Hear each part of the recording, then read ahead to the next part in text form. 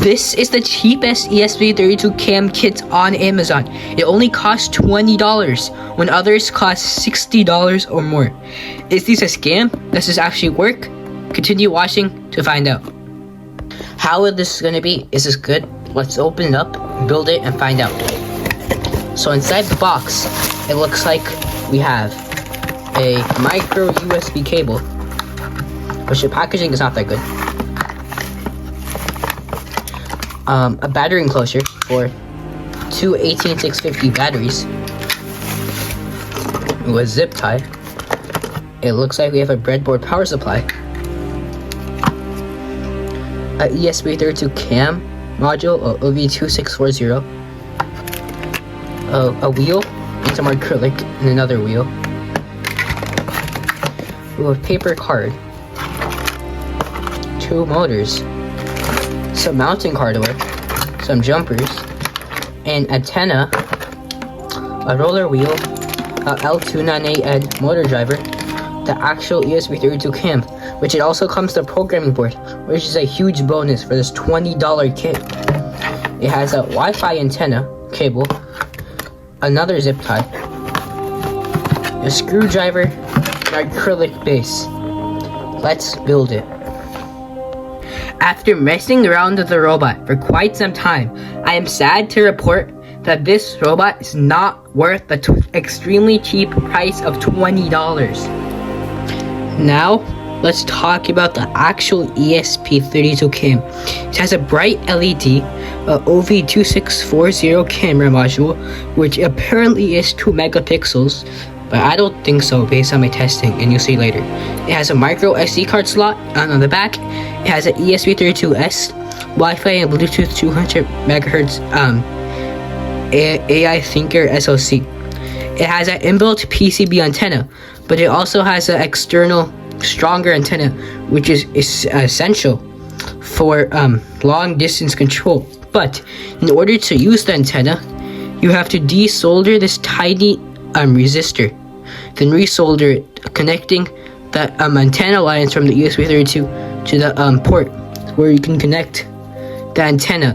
But most beginners and even I can't do that small soldering. Next, the ESP32 also comes with the ESP32 cam motherboard for quick and efficient flashing.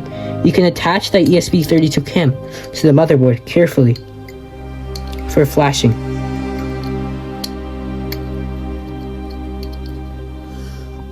Now, let's look at the image quality from the ESP32 cam.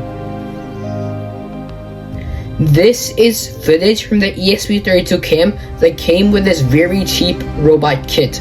It's advertised to be around 0.2 megapixels, but I don't think so.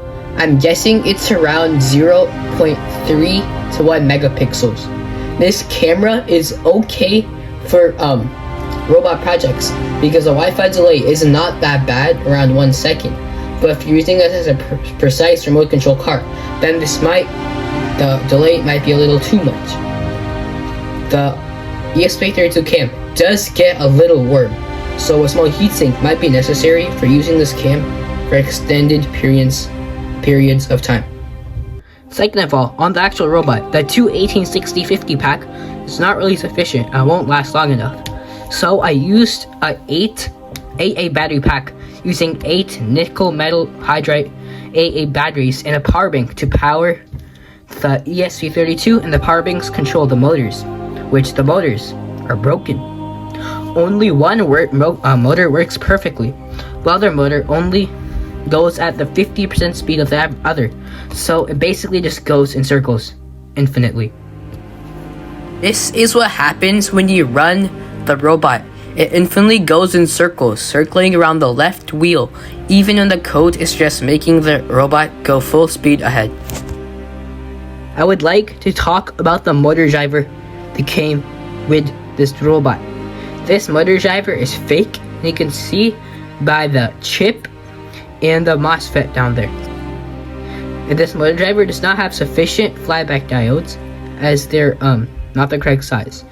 And the screw terminals are loose, and this motor driver doesn't really work that good. Compare this motor driver to this real one I have here, which has a real chip a real MOSFET from STM, and proper pinouts and proper diodes.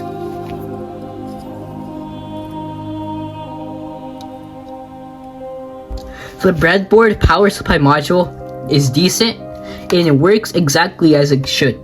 This is the only okay part on this whole robot, which is kind of sad. Thank you a lot for watching. I really hope you enjoyed this video and all the other ones I have posted.